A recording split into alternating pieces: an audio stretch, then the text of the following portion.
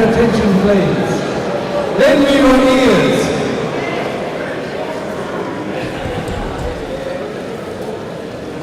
Hello? We're here for an event. Please come forward.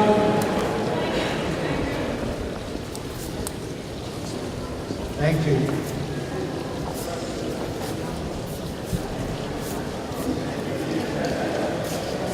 Thank you everybody for coming to this splendid, magnificent and wonderful building. We're here to launch John Gattorna's book. I claim probably to be the first person to read it other than John and the proofreaders. It is a pretty good book and I will commend it to you all. Tonight we have demonstrated dynamic supply chains by moving to another room in there. Could have been in there, which is a lovely room when we're out here because it didn't rain, and demonstrates dynamic supply chains in action. I've read John's book, I commend it to you. I'm going to hand over to somebody who will give a better conversation than I can. But I think the thing that's exceptional about it is he draws from examples that come from obscure places in Indonesia to multinationals like Dell, and he goes back and forth between the big scale and the small scale, and the weird and wonderful small countries and the very famous multinationals. And some of the principles are the same, and there's a great deal to be gained out of this book. Now, let me hand over to the launcher, the person who's going to launch the book, Professor George Ioannou, here from Athens, who will launch John's book. Professor Ioannou.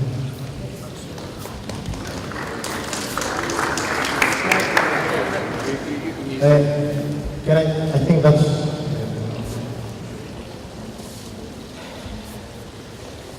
Well, thank you very much, Ralph, for setting up the stage. I had prepared tons of things about the book, but because of the dynamic alignment, I have to align what I'm going to say today to the realities. I mean, John talks about disruptive events and ambiguity and managing supply chains through ambiguity and through disruptive events, and I think today we have experienced exactly that, a country that lives through disruption for at least 6 years now. Anyway, I'm George Ioannou. I'm professor of operations management at the Department of Management Science and Technology. I direct the MBA International program, which is the premier MBA offering in Greece and one of the top European ones. I was supposed to handle a panel of experts that will talk about the book, but because of dynamics, I will just give a brief introduction and say a few things about the book itself, and then I will pass it over to Annette and the others for the continuation of the event. Well, I'm sure that all of you know John, but I have to confess, I met him only 6 months ago, and I was impressed with his deep understanding of what's going on in supply chains around the world. And he's one of the guys that tells truths, and he knows about the realities of the business.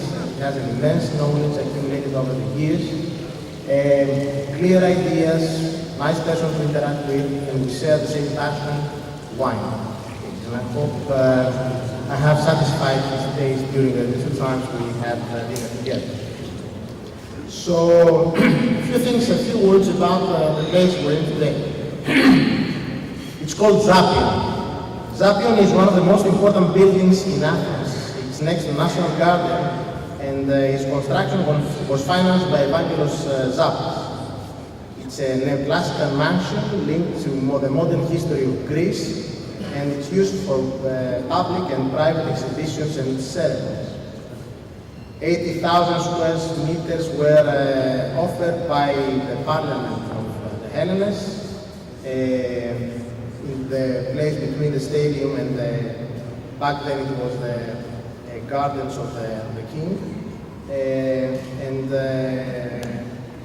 Zappos assigned the architectural setup of the building to the Anastasios Stophilas, based on the design of François Boulanger.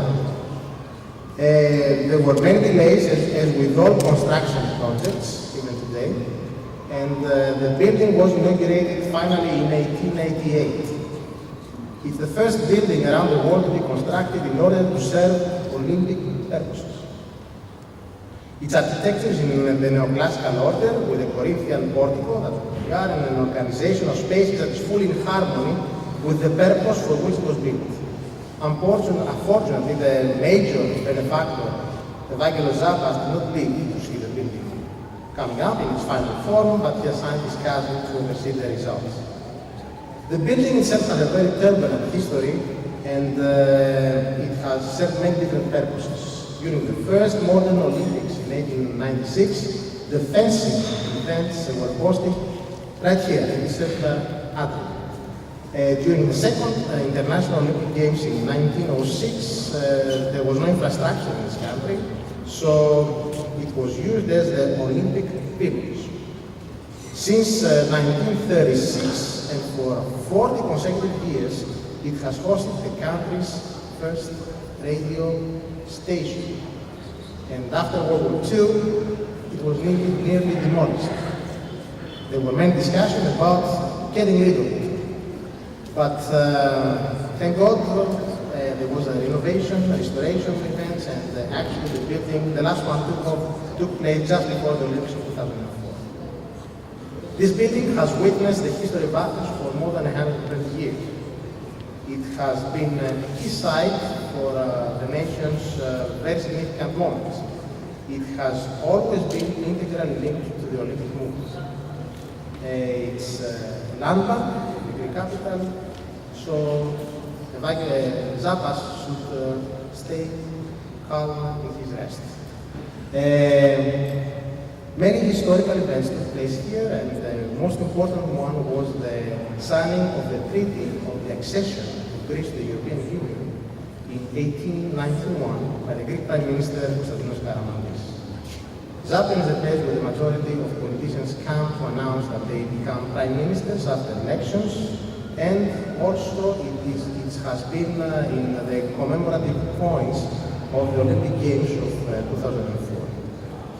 So, yes, it has a short history, but its history is very turbulent, very dynamic, many changes of use, etc. And I believe it's the best location for the production of the book on dynamic supply chains. And also people-centered, because it's people-centered. We're in the center.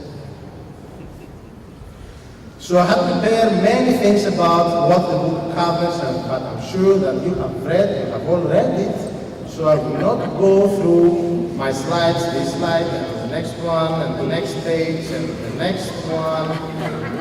There are too many things about what John has written, okay, but I want to go to my conclusions. This new book of John Gattorna, for me, I believe it is an epitome of the developments in real-life supply chains during the last several years, and a guide for the future to come. It brings together knowledge that has been scattered in different sources, both written and anecdotal, offering a multidisciplinary view of supply chains under the prism of value creation and organizational transformation. It provides, I believe for the first time, a unified framework for linking the business, customers at one end, and suppliers at the other, while giving us a starting point in designing and configuring internal capabilities to more precisely align business with customers and suppliers' expectations.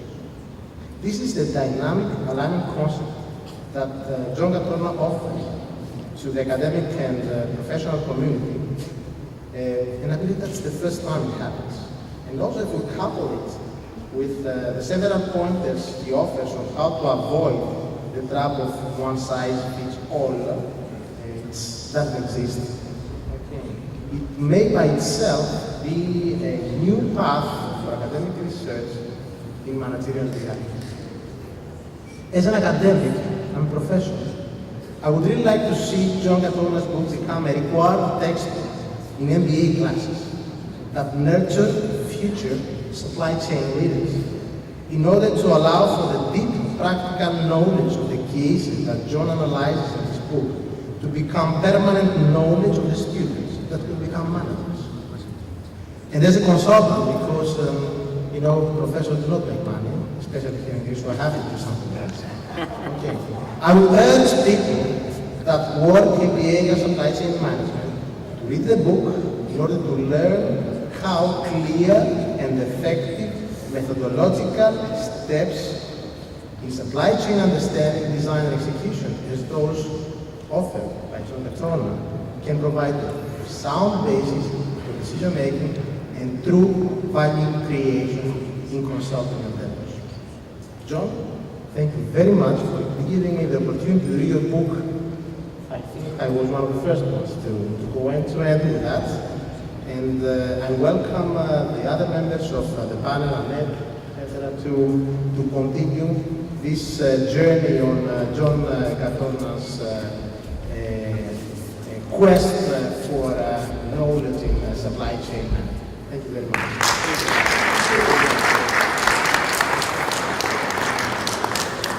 So, John, I just wanted to thank you for ruining my vacation last August. I spent the entire time reading your manuscript. Thank you. Holiday, small holiday. Yeah, because a holiday is a holiday after all. I've known John now for I guess about 6 or 7 years, and we've become friends, and John is feeling quite comfortable telling me like it is.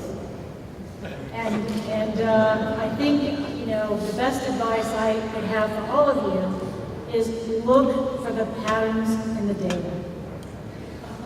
This is what John says to me all the time, and I think it sort of summarizes the 40 years of experience that he's culminated into this piece of work.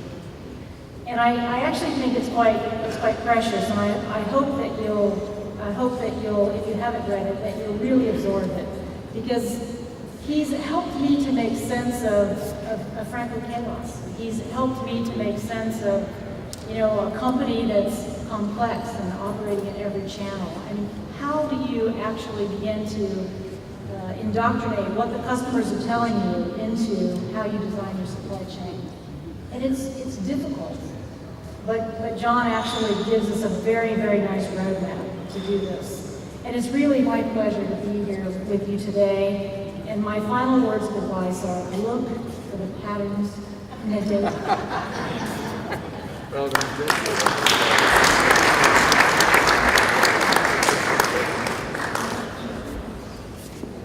So, first of all, John, I'm humbled, and thank you very much for inviting me to put a few words, a little dent in what we would need to call a masterpiece.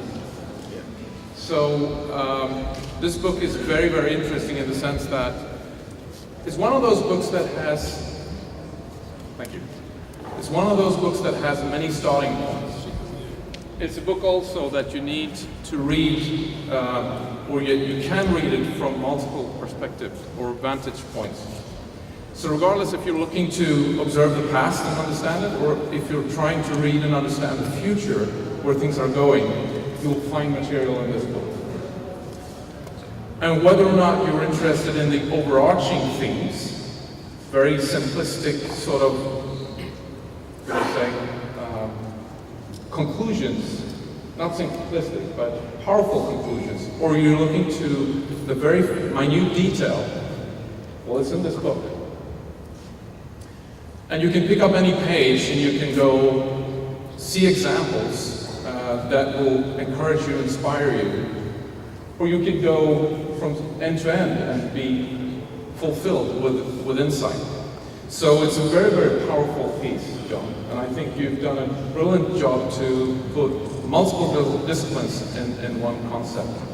But please remember that the top end sort of idea of the whole thing is about alignment. It's how to get things aligned, and you ducks in a row. It's a very simple concept, but it takes a lifetime to master. So, congratulations, John. Thanks. Thank you very much.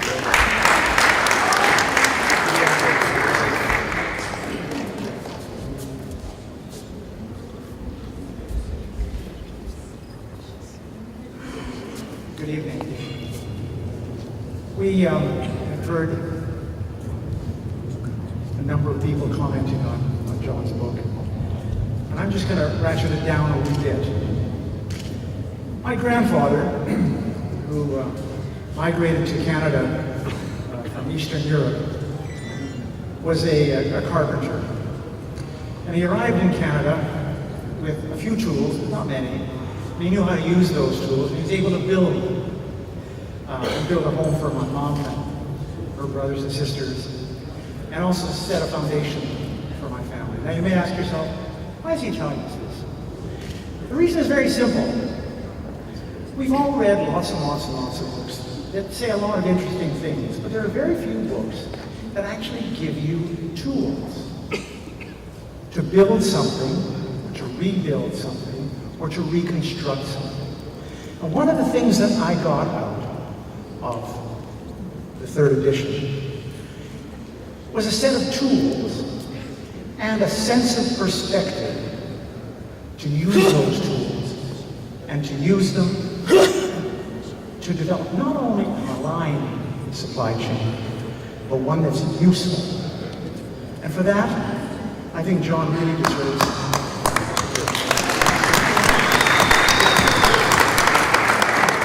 Thank you.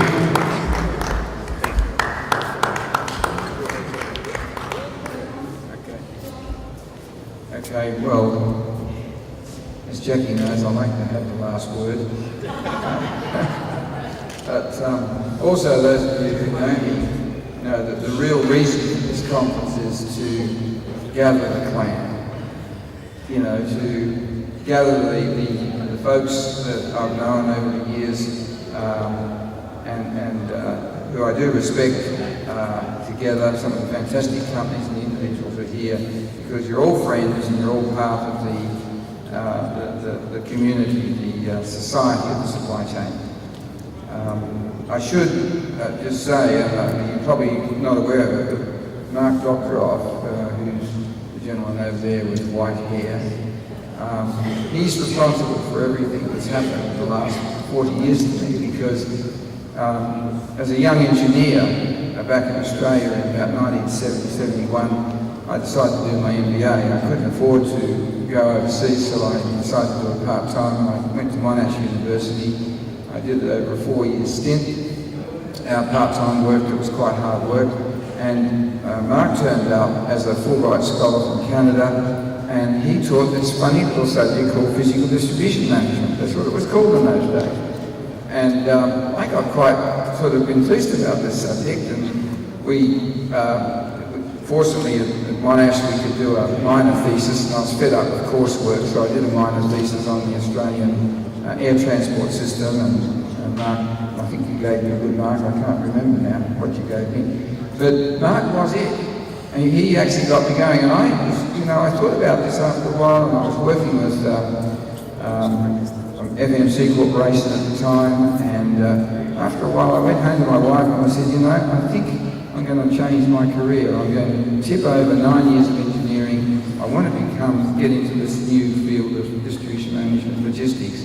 The only trouble is we're going to have to go overseas. So I did a bit of research and I found this funny little village town university called Cranfield, and I met Martin, I met Gordon Wills, David Walters, a number of people at Cranfield at the time.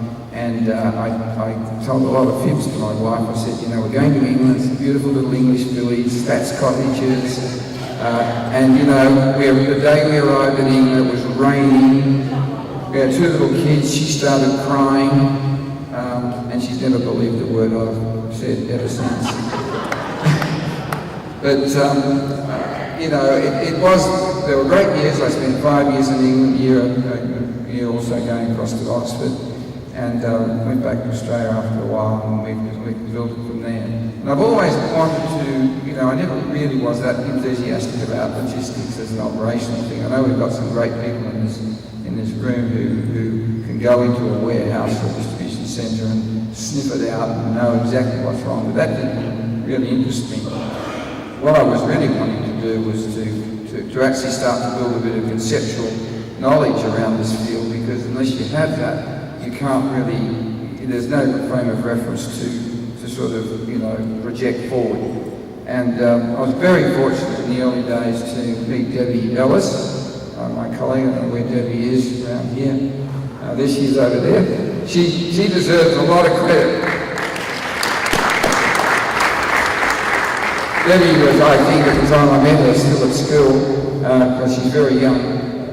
But she and I have worked together for the last 20 years, and she's been fantastic at helping me develop and put some meat on the bone. Because our original concept was the one that was the big winner. The idea that you can line up customers, strategy, internal culture and leadership, and then you can go backwards to the suppliers. That was the original concept.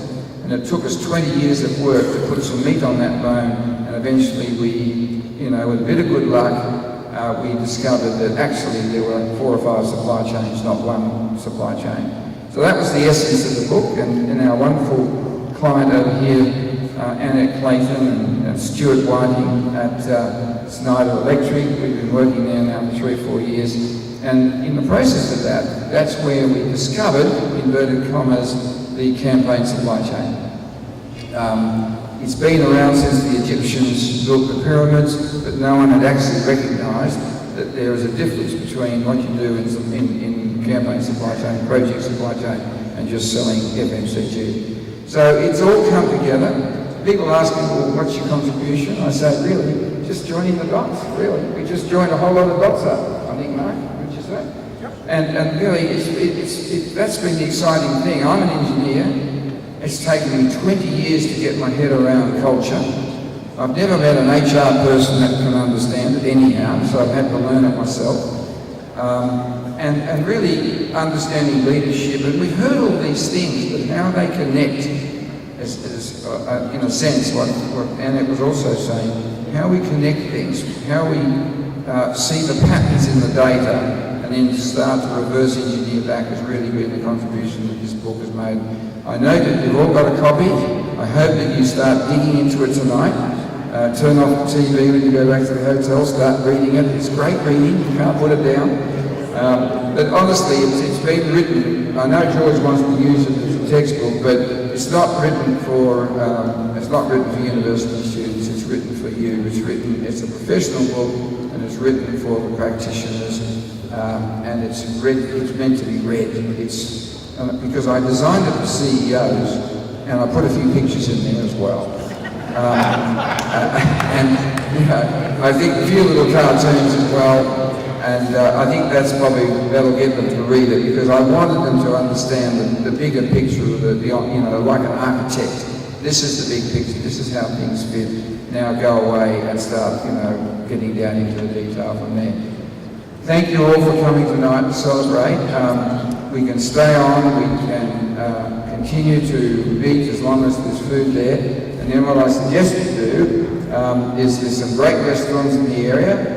I can't believe that Greece is in a crisis at the moment. Every restaurant you go to is full, but they tell me instead of paying taxes, they go to restaurants.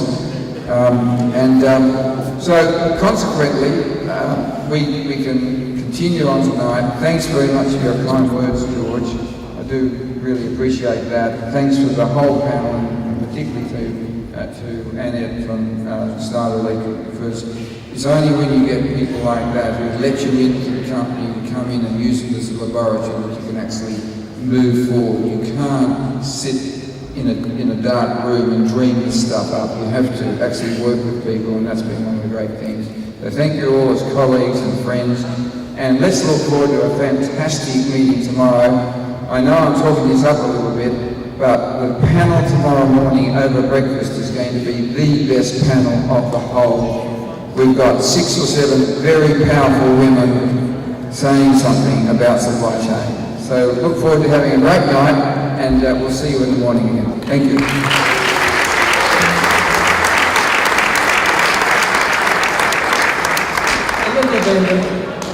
John's offered to sign copies of the book out of your bags. He'll sign any copies that you'd like to give him tomorrow. And after breakfast, we're going to have an exam on chapters 1 to 4, changing the agenda. Look, he's a modest man. He's achieved a great deal, and I really admire him. So thank you very much.